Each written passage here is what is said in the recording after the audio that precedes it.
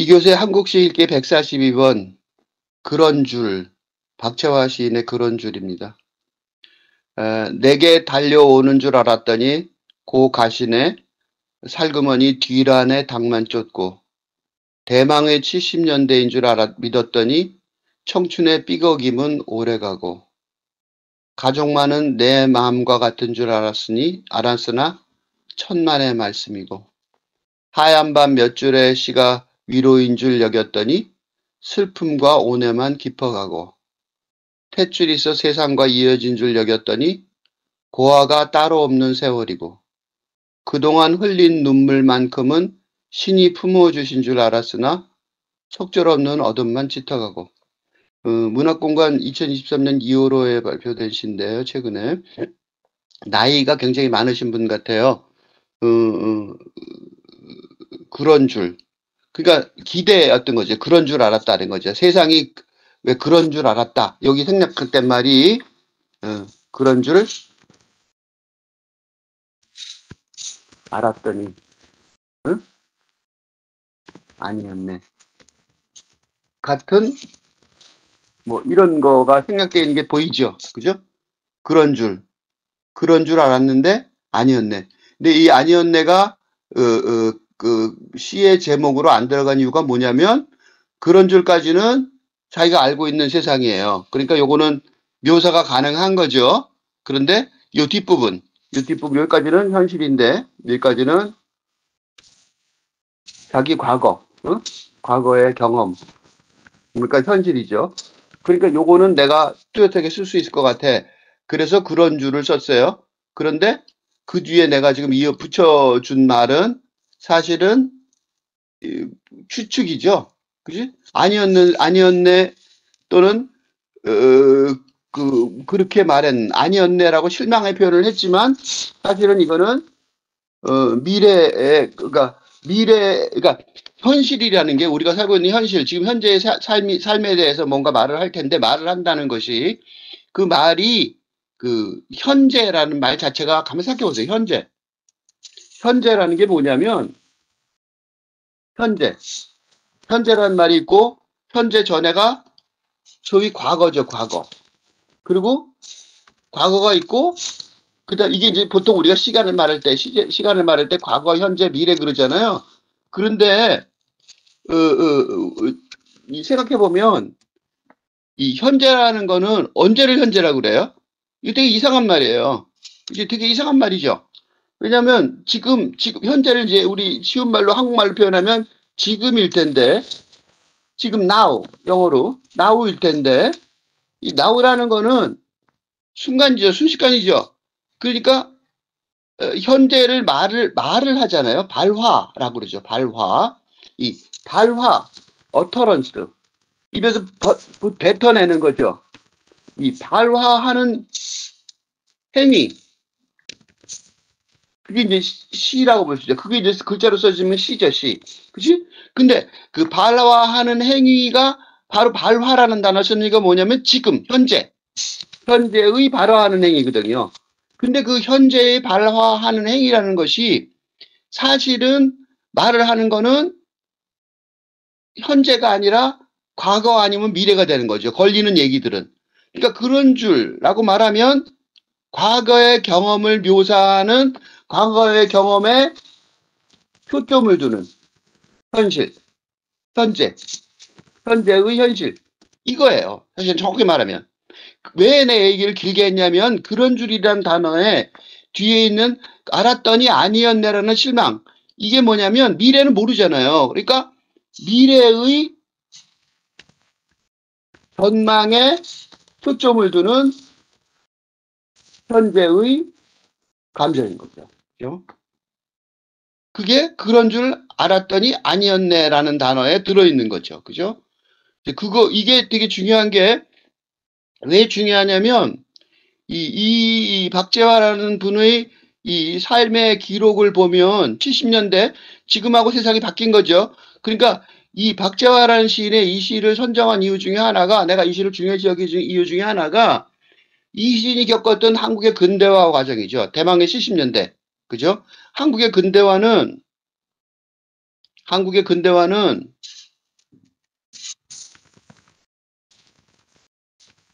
한국의 근대화, 이거 참 논란이 많은 용어죠. 이렇게 말하는 순간 굉장히 논란이 많아요. 왜냐하면 우리나라의 근대화는 그 운대화라고 딱 말하는 순간 일제가 딱 떠오르죠. 왜냐하면 일본에 병합되면서 근대화가 시작됐거든요. 그죠? 일제 합병에 의해서. 부정할 수 없는 거죠. 그죠? 그래서 우리나라에 뭐 예를 들면 철도, 그거 아세요? 우리나라 철도 얼마 전까지만 해도 일본이 깔아놓은 그 선에서 했던 거 아시죠? 얼마 안 됐어요. 그 일본이 깔아놓은 철도, 기간 산업이죠. 철도, 교통망이죠. 그죠? 또 뭐 행정구역. 아직도 이름이 일본 사람들이 해놓은 이름을 그대로 쓰는 동네가 있어서 이름을 바꾸죠. 초등학교, 국민학교가 초등학교를 바뀌었어요. 그거 얼마 안 됐다는 거예요. 국민학교. 국민학교라는 말이 국민이라는 단어가 뭐냐면 한국 국민이라서 나온 말이거든요. 한국 국민은 일본 황제의, 그래서 이걸 바꿨죠, 바로. 기계가 바꿔요. 초등학교라 쓰다니 말이 돼? 그럼 뭐 틀렸어 그러고 국민학교를 초등학교로 바꿨다고. 그죠? 문법이 틀렸다고 바꾸죠. 그러니까 그런 식으로 우리 행정구역도 일제가 해놓은 거였던 거고, 그걸 이제 지금 와서 바꾸잖아요. 이러면 우리 식습관도 그렇죠. 우리 식습관. 예를 들면 오므라이스 일본 사람이 만든 거잖아. 뭐 함박스텍 이런 거 말이죠. 경양식당, 외식, 경양식당 하는 외식하는 거 있죠. 최근에서야 바뀌었지. 그것도 경양식이라는 단어가 일본 말이잖아.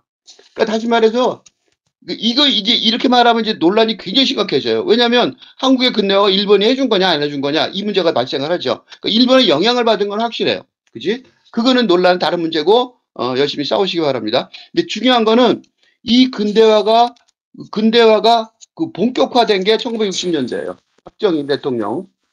이것도 또 논란이 많죠. 왜 논란이 많아요?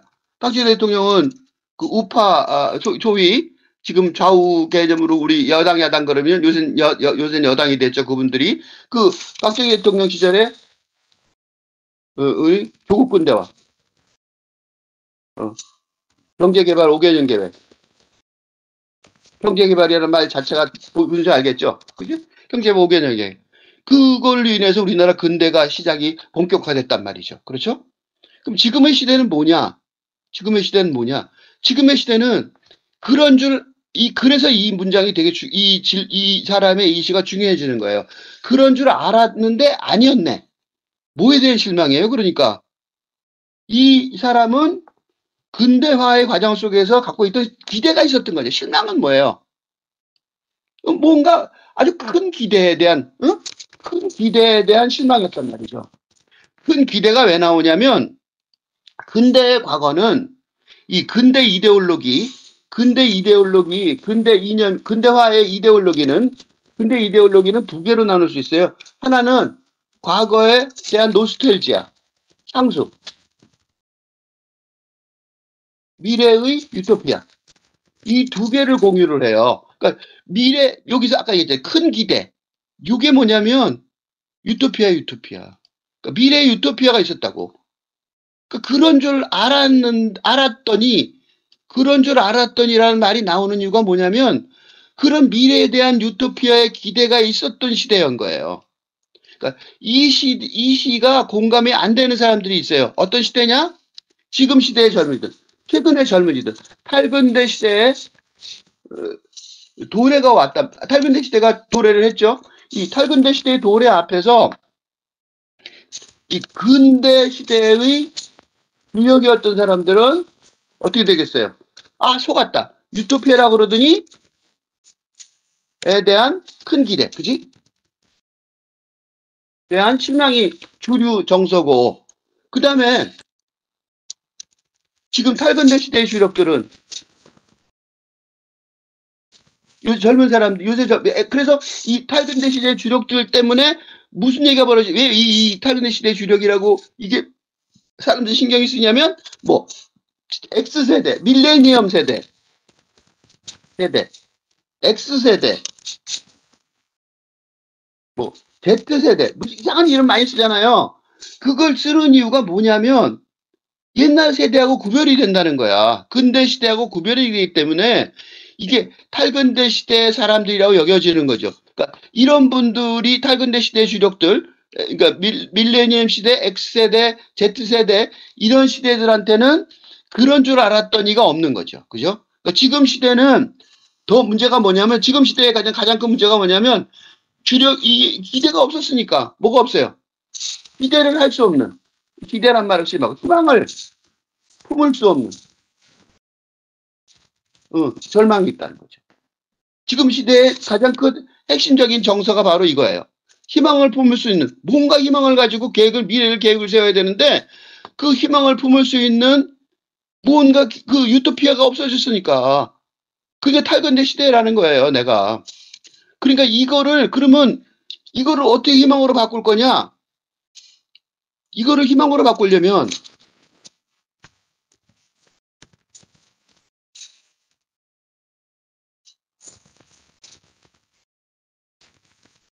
응? 미래관 형성. 미래관은 뭐냐면 첫 번째 작업이 첫째 근대 시대에 대한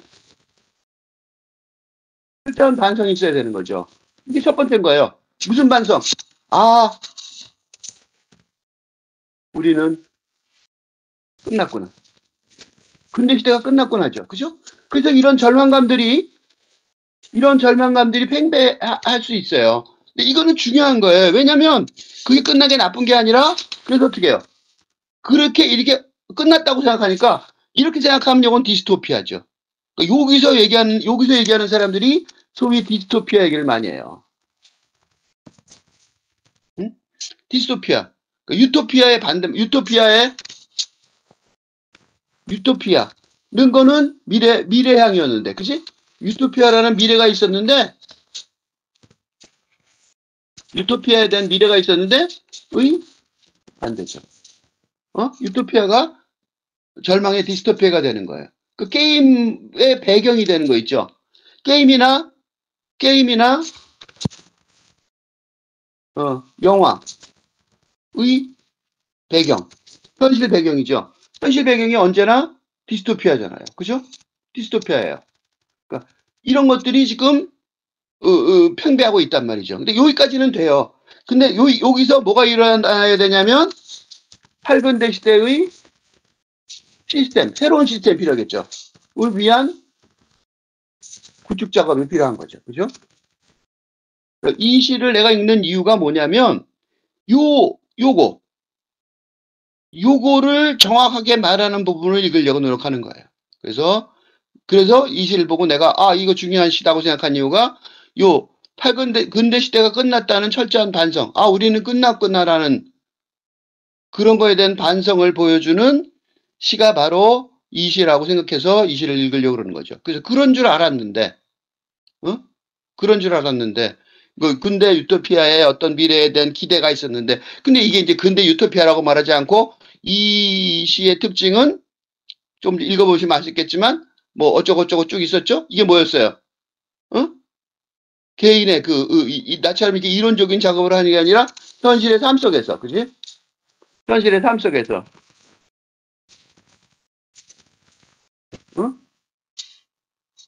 현실의 삶에 방영된, 현실의 삶에 반영된,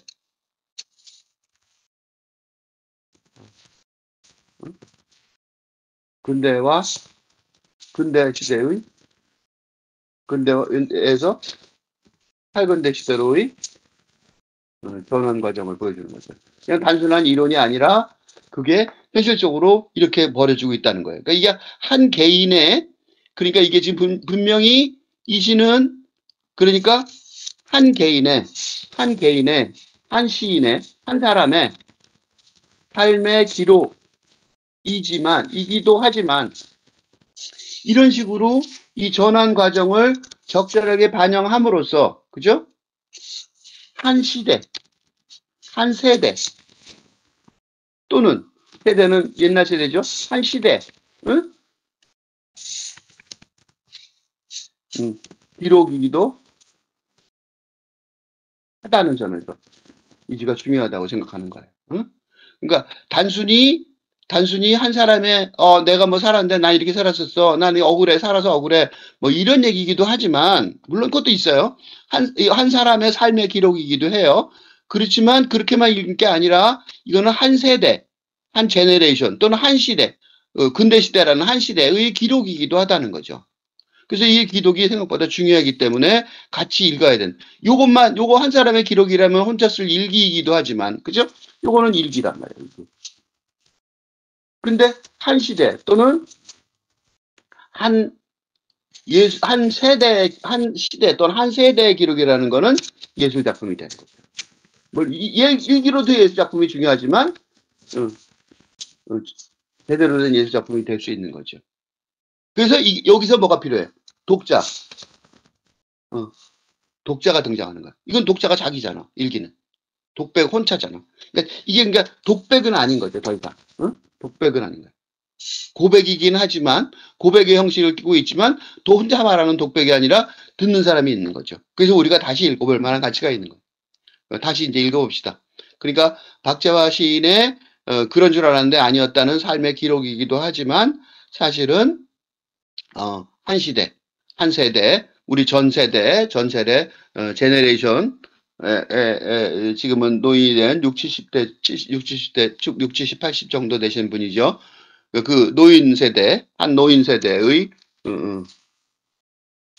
기록이기도 하지만 더 중요한 거는 그 기록이면 노인만 보면 되지만 이게 근대라는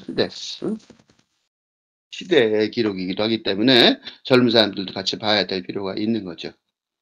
내게 달려오는 그런 식으로 이제 읽어보려고 그러는 거예요. 내게 달려온 줄 알았더니 그 가시네 살그머니 뒤란에 당만 쫓고 가시네라는 말은 경상도 전라도에서는 계집아이의 방언이죠. 계집아이예요. 근데 계집아이인데 가시네라고 쓰신 거 보면 이제 그 경상도 전라도 그쪽 분이에요. 고 가시네, 그 가시네는 고 가시네죠. 그러니까 그 가시네는 추상 뭐랄까 그 객관적이지만 고 가시네, 아이 고놈의 가시네 뭐 이런 거잖아, 그죠? 왜 그렇게 이 감정이 섞인 자기 고향의 말을 썼단 말이죠, 그죠? 고 가시네, 그거는 뭐냐면 감정이 다소벽한 감정이 섞인 섞인 계집아이의 방언을 썼단 말이죠. 왜 이런 말을 썼냐면 왜 이런 말을 썼을까요?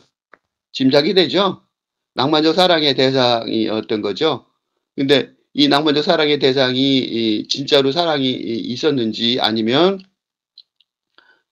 자기 혼자 한번 착각이었는지는 요거 보면 알 수 있어요. 내게 달려오는 줄 알았더니 고 가시네. 그러니까 이 사람은 남성이죠. 그러니까 남성 화자가 이때 이 남성 화자는 아마 시인일 가능성이 많죠. 이 남성 화자, 그러니까 낭만적 사랑의 그거 아세요? 남자가 여자도 훨씬 낭만적이라는 거? 낭만적 사랑, 그치? 낭만적 사랑의 기대가 있었던 거죠, 그죠? 낭만적 사랑의 기대가 있어서 오는 줄 알았다는 거죠. 내게 달려오는 줄만 알았더니, 그러니까 낭만적 사랑의 기대가 있었어요. 그랬더니 그 가시네 살그머니 뒤란에 땅만 쫓고 뒤란이란 단어도 뒤란이란 단어도 저거죠. 뒷마당 그런 건데 이것도 이제 옛날 용어죠. 그러니까 일부러 이런 단어를 쓰신 거 요새 용어를 몰라서 이렇게 쓰신 게 아니라 옛날 용어를 일부러 쓰신 것 같은 거예요. 그러니까 몰라서 옛날 사람이어서 옛날 말 썼구나 그렇게 생각하시면 안 돼요.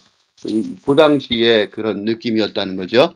그러니까 집안의 뒷마당이에요. 그러니까 이렇게 오해를 할 만한 가치가 있어요. 왜냐하면 뒤라는 집안의 뒷뜰, 집 울타리 안, 집 뒤 울타리 안이란 말이죠. 그러니까 뒷뜰이란 말이에요. 그러니까 집안에 들어온 거죠, 자기 집에. 그러니까 집 뒤 울타리 안이란 말이에요. 그러니까 아무도 지금 우리가 그 사연을 몰라요. 아연 몰라서 이제 실질적으로 마음이 고 가시네도 이 아저씨한테 또는 박재화 또는 박재화 시인이 말하는 이 화자한테 감정이 있었는지는 우린 모르죠. 근데 하여튼 간에 뒷뜰에 닭만 쫓고 그러니까 왜 왔다가 닭을 쫓아갔는지 잘 모르지만 하여튼 그건 알 수가 없어요. 하여튼 그랬단 말이죠. 그러니까 이 낭만적 사랑 이게 분명히 첫사랑일 가능성이 많죠. 고향의 언어를 썼으니까 그러니까 실패를 한 거예요. 첫사랑에. 첫사랑에 실패를 했다기보다 이 고가시네를 욕한다기보다는 이건 뭐냐면 낭만적 사랑의 그런 어떤 그 환상이 깨진 거죠. 응? 그러니까 내게 달려온 줄 알았더니 고가시네 살그머니 뒤란의 닭이라는 게 닭이라는 물질성을 생각해 보세요. 어, 어. 시골에서 저 시골에 그 사위가 오면 닭 잡아준다 그러죠. 그러니까 이제 뭐라 그럴까 굉장히 비싼 거죠. 어? 비싼 거잖아요. 그러니까 돈이죠, 돈. 현금, 현실성, 물질성 이런 거죠. 그러니까 내게 달려온 줄 안다. 이거는 막 영화 같은 데 많이 나오잖아요. 낭만적 사랑의 영화. 다 잊어버리고 계산 안 하고 경제적 계산 안 하고 당신만 사랑해 어쩌고 이런 사정이었을 가능성이 많죠. 가시네라는 단어 쓸 때. 근데 그 가시네가 살그머니 뒤란에 닭만 쫓는 그런 모습을 보고 낭만적 사랑이 요 자체는 어떤 일화이긴 하지만 사실은 이 일화 뒤편에 들어있는 거는 낭만적 사랑으로서 삶의 의미를 찾을 수 있을 거라고 했던 근대 이데올로기에 대한 실망감인 거죠. 응? 내가 그래서 그걸 믿었었는데 그런 거예요. 대망의 70년대인 줄 믿었더니 청춘의 삐걱이 모래가고 대망의 70년대 라는 거가 대망의 70년대. 내가 이것 때문에 아까 박정희 대통령 얘기를 했는데 박정희 대통령이 1961년도에 그 군사 쿠데타를 일으켰죠. 91년대 군사 쿠데타를 일으키고 이게 쿠데타가 맞죠 요새?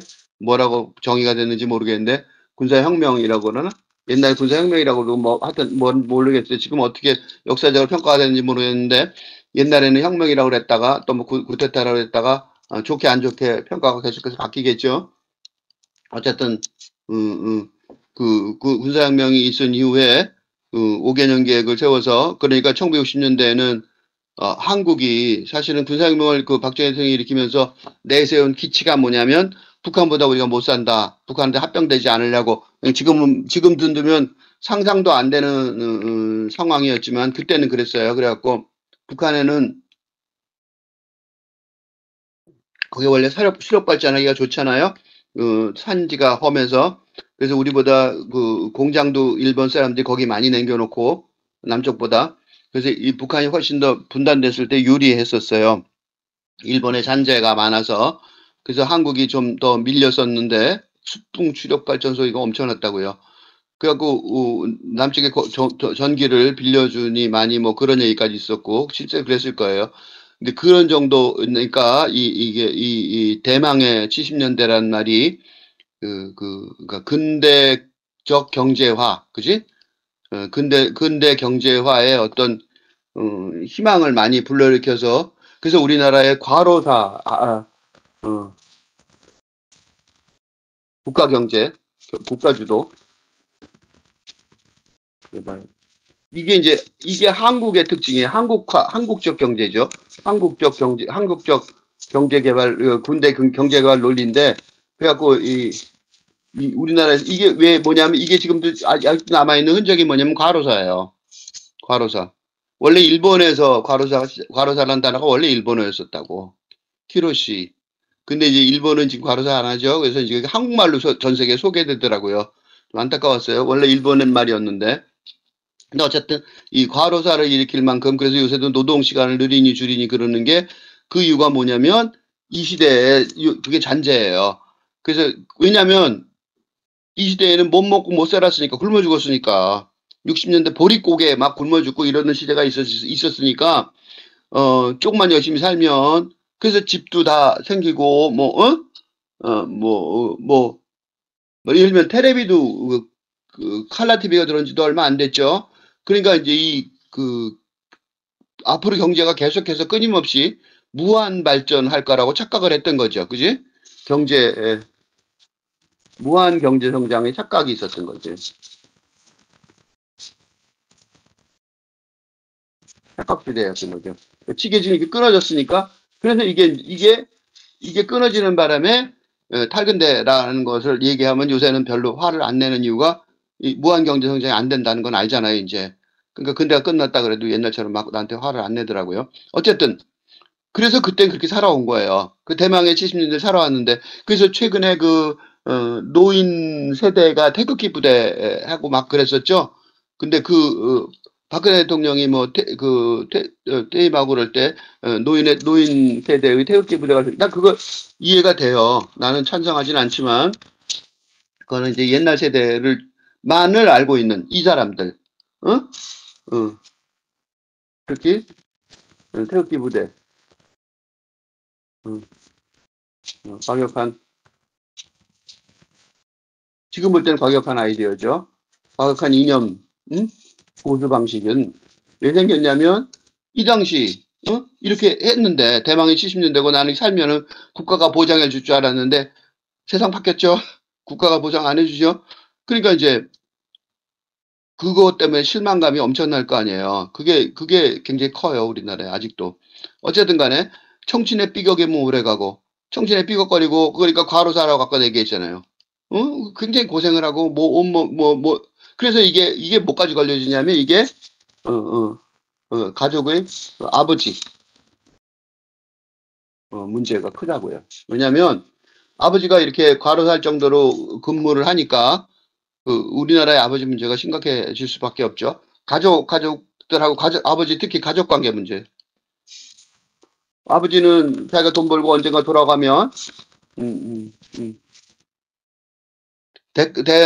저거 뭐 대우를 받을 줄 알았더니 일 끝나고 은퇴를 해봤더니 뭐 다 무시당하고 그러잖아요. 그러니까 이 노인 세대의 불만, 과격한 이념들이 나오는 이유가 있어요. 국가나 가족, 자기가 믿었던 어떤 봉사한다고 생각했던 진짜 봉사인지 아닌지 받는 쪽에서는 생각도 안 해봤는데 자기는 준다고 생각하고 받는 쪽엔 받는다고 생각 안 하고 이게 문제죠. 근데 그런 삐걱임이 청춘에 그래서 그 괴롭고 삐걱거리는 뭐 그런 게 지금도 계속 오는 것 같다니까. 오래 가고 이 말이 그거예요. 그러니까 근대의 어떤 이데올로기에 결실이 없는 거죠. 그래서 그다음에 가족은 내 마음과 같은 줄 알았더니 천만의 말씀이고 가족은 전혀 그렇게 생각 안 하는 거죠. 가족은 아버지들이 과로사를 각오를 하고 가정사를 버리고 그리고 그때는 그 찬사를 받았어요. 올인하는 것, 업무에 올인하는 걸 찬사를 받고 국가 전체로. 그러니까 이제 어머니도 그랬는데 어머니는 대신에 아이들하고 같이 있었으니까 키우느라고 그게 주요 업무 중에 하나였으니까 어머니는 그래도 가족 문제가 적죠. 왜냐 어머니는 부대낀 게 있으니까. 그래서 한국의 어머니에 대해서 한국의 어머니 과도한 어머니 찬사가 있어요. 그건 이유가 있어요. 아버지가 부재했으니까. 그러니까 아버지 부재의 문제. 응? 아버지가 부재한 거죠. 그죠? 이렇게 없는 거죠. 아버지가 클 때. 옆에 없는 거죠. 언제나. 없는 게 근데 지금도 일하는 엄마들은 좀 문제가 있죠. 그러면 혼자서 키우는 엄마 여자들은 이 똑같은 부재 문제에 부닥쳐 있죠. 왜냐하면 업무의 형태가 안 바뀌었죠. 이 근데 뭐 이번 정권은 뭐 시간을 더 느린다면서요. 업무 시간을 그런 정도니까 그 사고방식이 아직도 계속 있는 거죠. 지금도 세계 최고인데. 어쨌든 가족만은 내 맘과 같은 줄 알았더니 천만의 말씀이고 그러니까 이게 왜 중요하냐면 이 어떤 한 사람의 어떤 슬픈 뭐 가족사면 참 좋겠죠. 근데 그게 아니고 이게 뭐냐면 어, 이게 뭐냐면 근대 핵가족의 붕괴를 일으킨단 말이죠. 근대 핵가족 제도의 붕괴를 일으키고 이게 뭐냐면 결혼 출산의 기피를 일으키고 이게 뭐냐면 이게 인구절벽, 인구절벽의 문제를 일으키잖아요. 그러니까 가족은 내 맘과 같은 줄 알았더니 한 가족인 줄 알았던 거죠. 근데 핵가족, 그죠? 가족은 내 맘과 같은 줄 알았더니 이게 뭐겠어요? 핵가족이라고 생각한 거죠. 나는 가족이고 나는 가장이고, 어? 그렇게 생각했더니 아니야. 그거를 아버지에 대한 불만이 있어서 아버지에 대해서 불만을 가졌지만 그 자식이 자기가 거꾸로 결혼과 출산의 시기에 딱 와보니까 나라고 뭐 그 틀을 못 벗어날 것 같은 거예요. 그러니까 어떻게 해요? 했다간 큰일 나겠는 거죠. 아버지를 욕했는데 사실은 나도 아버지랑 똑같은 상황이 돼 있는 거고 그렇게 할 수밖에 없다는 걸 깨달은 거예요. 그러니까 아버지에 대해서는 불만을 가지고 아버지에 대해 노고를 인정하지 않지만 자기는 그런 속에 들어가고 싶지 않은 거야. 그 시스템이 안 바뀌었다는 거예요. 그러니까 근대가 끝나버린 거죠. 그러니까 한국의 한국의 그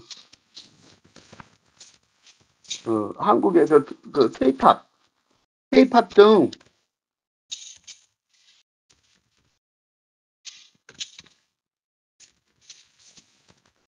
한국 문화가 K컬처가 우리 세계적인 영향을 미친 이유가 있어요. 왜냐하면 우리 속에 뭐가 들어있냐면 전근대, 근대와 탈근대의 가족관계가 반영이 돼 있단 말이죠. 그러니까 누구나 다 공감할 수 있어요. 우리한테 이게 다 들어있어요. 지금 현재 이게 우리 한국 사회의 가장 큰 형식이거든요. 그러니까 우리나라가 만든 뭐 노래나 그다음에 뭐 영화나 이런 걸 보면 공감하기 딱 좋은 거죠. 다 비슷한 이런 혼란, 이런 이게 혼재된 이게 지금 세계의 가장 큰 모델이거든요. 혼재된. 어? 이게 다 근데 다 틀리고 혼재된 그런 가족 관계. 이게 지금 세계의 가족 관계 모델인데 그걸 우리가 시범적으로 제일 먼저 겪고 있는지도 몰라요. 그래서 나는 결혼과 출산의 기피해서 인구 절벽에 뭐 대책을 막 얘기하는데 한국이 모델이다 이런 생각이 들어요. 그래서 그거를 한국적으로 뭐 돈으로 푼다든가 한국 뭐 어떻게 푼다든가 그게 아니라 이런 세계 새로운 아까 이게 여기서 보시면 아까 이거 탈근대 시대에 새로운 시스템의 구축 작업, 그러니까 가족이라는 것 또는 그러니까 가족이라는 게 조금 더 여기서 대책 얘기가 나왔으니까 한습씨 한마디 더 해야 되는데 가족이라는 게 옛날에는요 패밀리라는 단어가 있잖아요. 패밀리라는 단어가 영어로 있죠. 패밀리를 번역을 할 때요. 정근대 중세 때는 뭐라고 번역해야 돼요? 가문이라고 번역해요. 가문. 이건 가문이죠. 가족이 아니었다고. 그때는 그 개인적으로 뭐 부부 이런 거는 가문이라고 했어요. 가문. 응? 가문. 그래서 이씨 가문 뭐 종친이 뭐 그런 얘기 하죠. 그 얘기를 왜 하는 줄 아세요? 가문 문제가 있어서 그런 거죠. 그죠? 가문이에요. 이거 가문. 그러니까 가문. 그래서 왜 우리도 이제 무슨 이씨, 동씨가 있잖아요. 동씨. 응? 김씨, 그럼 무슨 안동김씨 이럴 때, 안동김씨. 이게 뭐예요? 족보 따지잖아요, 족보. 이게 뭐냐면, 중세의 영향력이에요. 응? 이게 중세의 영향력. 가족이라고 그러지만 사실은 그때는 이게 얼마나 재밌는 일이 있냐면, 중국에 한 그런 사례가 있는데, 길게 얘기하기는 좀 곤란하지만, 어, 지금 갑자기 이름이 생각이 안 나는데, 유명한 사랑 이야기가 있어요. 중국의 애절한 사랑 이야기가 있는데 애절한 사랑 이야기라고 그러니까 무슨 뭐 이상한 얘기 같죠? 부부의 사랑이에요. 부부가 너무 옛날이에요. 예전. 오래전. 오래전. 뭐냐면 부부가 너무 사랑한다고 쫓겨나요. 집에서. 자기 집에서 너무 사랑한다고. 얘네들이 이상한 거 아니야? 이렇게 된 거예요. 응? 요새 부부가 너무 사랑한다고 칭찬받잖아요. 근데 중국에서는 중국이 너무 같이 산다고. 그래서 이거는 가족이죠. 근데 핵가족을 만들 때는 당연히 부부가 너무 사랑해야죠. 그게 낭만적 사랑이잖아. 낭만적 사랑이 몇천 년 전에 있었으면 그건 집에서 너무 사랑했다고 쫓겨나는 일이 된다니까. 응?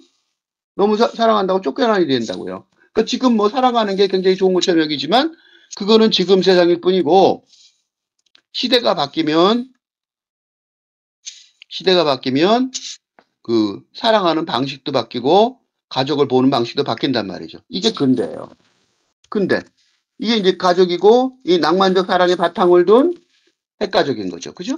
가족이라고 썼지만 사실은 낭만적 사랑 예? 바탕을 두는 핵가족이죠. 그죠? 이게 근대 가족이란 말이에요. 응? 이게 근대 가족이에요. 내가 왜 얘기를 하냐면, 그러니까 이게 근대 핵가족이에요. 그러면 이거 뭘 뜻해요? 여기 한 칸 비었잖아. 뭐가 한 칸 비었어? 여기. 그럼 탈변. 이게 뭐냐 이거죠, 이게. 어? 혹시 예를 들면 나는 사랑을 하지 않을 수 없죠. 사랑을 해서 내가 그 사람하고 같이 살고 싶어요. 그래. 근데 핵가족은 안 된다면서요. 그럼 어떻게 하면 좋아요? 사랑하지 말아야 되나요? 가 아니라 뭘 하면 돼요? 탈근대 가족을 만들어 가면 되는 거죠. 그죠? 탈근대 가족을 만들어 가면 돼요. 탈근대 가족 벌써 만들어지고 있어요. 어떻게 만들어지고 있어요? 이 반려동물. 강아지, 고양이, 어? 반려동물 있잖아요. 또 뭐가 있어요?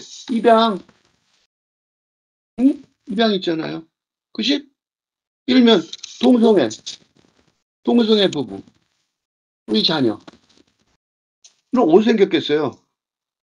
그 객관적으로 낭만적 사랑에 생긴 건 아니겠죠. 그러니까 낭만적 사랑의 감성을 무시하는 게 아니라 그런 감성이 아닌 다른 탈근대 가족들이 생겨나고 있다는 거죠. 그렇지? 그러니까 지금 우리 에, 박재화 시인의 고민, 가족은 내 맘과 같은 줄 알았으나 천만의 말씀이고, 이거 굉장히 공감을 사는 노인 세대한테 공감을 사는, 그래서 태극기 부대가 있겠지만, 그런 마음이겠지만, 태극기 부대 할아버지들은 앉아서 이런 얘기 하겠죠. 아니야, 뭐 이러고, 그죠? 이런 얘기 많이 할 거란 말이에요. 그럼 굉장히 공감을 살 가능성이 많죠. 근데 사실은 지금 시대 사람들한테도 굉장히 중요한 얘기인 거죠. 탈근대 시대가 왔다 이거야. 근데 거꾸로 그러면 지금 이 사람이 시인이잖아요. 그러니까 이 시가 괜찮다는 이유가 근데 하얀 밤 몇 줄의 시가 위로인 줄 알았더니 응? 그러니까 근대의 시들이라는 것도 시 자체도 근대의 시대계라는 것도 뭐에 기반을 둔 거였겠어요? 근대의 이념에 기반을 둔 거예요. 근대의 이념은 뭐에 기반을 뒀어요? 근대의 이데올로기는 뭐에 기반을 둬요? 근대의 시세계가 근대의 뭐예요? 낭만적 사랑. 어? 경제계다. 이게 유토피아, 어? 유토피아를 신봉하는 유토피아를 믿는 경제개발 이념에 기반을 뒀을 거란 말이죠. 그죠? 당연히 않겠어요? 그 시대였으니까. 그러니까 그런 위로인 줄 알았던 거죠. 그래서 내가 이게 시를 쓰면서 그러니까 일기도 그랬어요. 옛날에 일기 쓰라고 많이 했다. 일기도 그랬었다니까. 열심히 살아서 여러분도 중고등학교 때 그런 일기 썼을 거예요. 그 얘기하면 뭐 난 안 했어. 아니야. 여러분 중고등학교 때 일기 쓰고 할 때 어땠어요? 열심히 공부해서 뭐 젊은 청년층이 이 얘기를 본다면 고등학교 시절, 중고등학교 시절에 일기를 생각하면 돼. 일기가 뭐야 내용이? 그치? 열심히 공부해서 잘 사는 미래에 잘 사는 살기 위한 위에 노력하는 자신을 위로하는 자신을 위로하는 내용이겠죠, 그죠?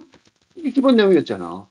그러니까 이분은 이제 하얀 밤 몇 줄의 시를 쓴 그 시인이었으니까 시인이라고 자부심을 갖고 살은 사람이니까 그걸 이제 썼겠지만 그거 꼭 아니어도 우리는 다 근대 시대에 살았기 때문에 지금까지도 아직도 그지 탈근대 시대가 온 게 아니니까 슬픔과 오네가 뭐냐면 오네란 한자 오네하고 조금 다른 한자예요. 그래서 내가 오네 한자를 일부러 보여드려야 되는데 오네란 단어 일부러 쓰신 거예요. 뭐냐면 오네 밑에 보이죠? 뭐라고 썼어요? 뉘우치는 거예요. 뉘우쳐. 그냥 한탄하는 게 아니라 그냥 괴로워하는 게 아니라 뉘우쳐 한탄하고 번민함. 이게 오네예요. 고뇌하고 좀 다른 거죠. 얼마 전에 어디 여행을 가는데 어떤 아주머니가 나이가 그분이 한 70대인 것 같은데 그분이 그러더라고. 이제 나는 안 참고 살 거야. 이러더라고. 그래서 근데 그게 상황이 좀 이상한 데서 그랬어요. 이 버스를 타고 갔는데 조용하라 그러는데 자기 조용하게 그랬다고 막 화가 나갖고 나 이제 안 참고 살 거야. 그러더라고요. 그래서 그 속으로 그랬어요. 아이고 참 오뇌가 깊으시구나. 슬픔과 오뇌가 내가 지금까지 쭉 참고 살았는데, 응? 참고 살았는데, 그러니까 이제 사람들이 말을 안 할 뿐이지 그런 게 안에 있는 거죠. 근데 그렇게까지 생각하면 그냥 어떻게 보면 여기까지가 뭐예요? 푸념. 여기까지는 약간 푸념 같은 느낌이 있었죠. 약간, 그치? 약간 있었단 말이에요. 그런데 조금씩 깊어져 가죠. 푸념이 아니라 이제 이런 문학 장르, 그치? 예술가 왔죠. 근데 더 있어요. 탯줄이 있어 세상과 이어진 줄 알았더니 고아가 따로 없는 세월이고. 탯줄이 있어 세상과 이어진 줄 알았다는 거예요. 그러니까 세상과 나는 그 세상의 소속감, 그치? 공동체, 이 소속감이 있었는데, 소속감을 상실한 거야. 어? 고아라고 생각하는 거죠, 고아. 물론 나이가 이렇게 되면 부모님이 다 돌아가셔서 고아죠, 법적으로. 법적으로 고아예요. 그렇지만 여기서 말하는 지금 고아라는 얘기는 그런 얘기가 아니에요. 이 소속감의 상실은 뭐냐면 자기가 평생에 믿고 의지하던 근대사회, 응? 사회의 종말을 인식하는 거죠. 그죠? 근데 끝났구나. 어? 갈 데가 없구나. 갈 길이 없구나. 고아라는 게 뭐냐면 그러니까 한마디 말하면 갈 곳 없는 사람이죠. 이렇게 그런 느낌이 딱 들죠. 갈 곳 없는 사람이 뭐냐면 갈 곳 없는 사람이 아니라 미래, 그지? 미래가 안 보이는, 미래의 전망이 안 보이는. 그죠? 그러니까 지금 내가 여기서 이렇게 글을 읽는 것은 젊은이들을 위한 글만 아니에요. 어? 그러니까 탈근대 시대의 시스템을 구축하기 위한 노력은 탈근대 시대의 시스템을 구축하려는 노력은 물론 앞날이 살 날이 많은 청년층을 불안을 어, 해소하려는 에너지 이상한 데 쓰고 있는 거죠. 불안이지만 그것도 있지만 또 하나는 살 날이 별로 없는. 그러니까 어떻게 됐어요? 많이 살았죠. 그러니까 이제 갈 데도 없고 난 망했어 이렇게 생각하는 사람들이죠. 그런 살 날이 없는, 별로 없는 노년층의 위로가 되는 거죠. 이게 위로가 되는 거예요. 그래, 수고하셨습니다. 그러니까 국가나 이런 데서는 뭐 하냐면 다 위로를 해주려고 그런단 말이죠. 근데 위로는 안 해줘도 돼요. 뭐가 필요해요? 당신이 산 것 때문에 거기 바탕을 두고 탈근대 시대의 시스템이 구축되고 있다. 그걸 느끼면 그게 바로 위로겠죠? 그런 식으로 살았던 거니까. 그지? 그러니까 지금 우리가 지금 하는 이 글 읽기가 바로 이런 글 읽기를 통해서, 그러니까 이렇게 제대로 고민을 털어놨기 때문에 이런 길을 찾아보려고 노력하자라고 말하는 거죠. 이제 마지막으로. 그동안 흘린 눈물만큼은 신이 주신 줄 알았으나 속죄로 얻는 얻음만 짙어가고. 이게 또 되게 중요한 얘기죠. 뭐냐면, 유일신, 그죠? 유일신이죠. 그러니까 그리스도교의 유일신인데, 이때 그리스도교는 근대 기독교란 말이죠. 근대 기독교의 종교 사상이 뭐가 안 된다?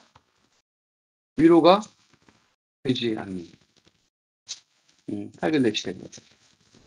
그러니까 근대 기독교가 비판을 받고 있죠. 어떻게 비판을 받고 있냐면 서구 제국주의가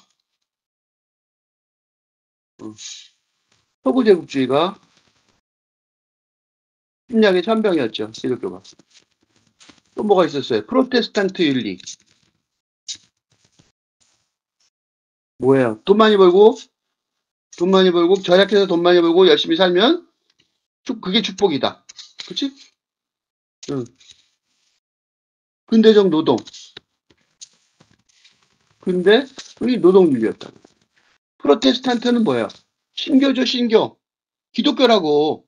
근데 그 윤리가 근대의 노동윤리로 적용된 거죠. 그러니까 이 근대 기독교의 종교사상은 종교사상이긴 하지만 문제는 근대화된 종교사상인 거죠. 그러니까 그동안 흘린 눈물만큼은 신이, 그래서 나이 든 분들이 교회를 많이 가죠. 왜냐하면 신이 품어줄 줄 알았지만. 그렇지만 이분은 훨씬 더 똑똑하게 아는 거예요. 근데 기독교가 위로를 주지 않는다는 것. 응? 위로를 주지 않는다는 것. 속절은 어둠만. 미래의 전망은 없고 이때 어둠은 더 심한 말로 하면 죽음이죠. 죽음의 전망이죠. 죽음의 전망만 점점 깊어가고 있다는 거죠. 이런 철저한 근대에 대한 반성이 있어야 새로운 시대를 열어갈 수 있을 거라고 생각해서 중요한 시라고 생각합니다. 처음부터 끝까지 한 번 더 읽고 본문만 끝내겠습니다. 그런 줄 박재화.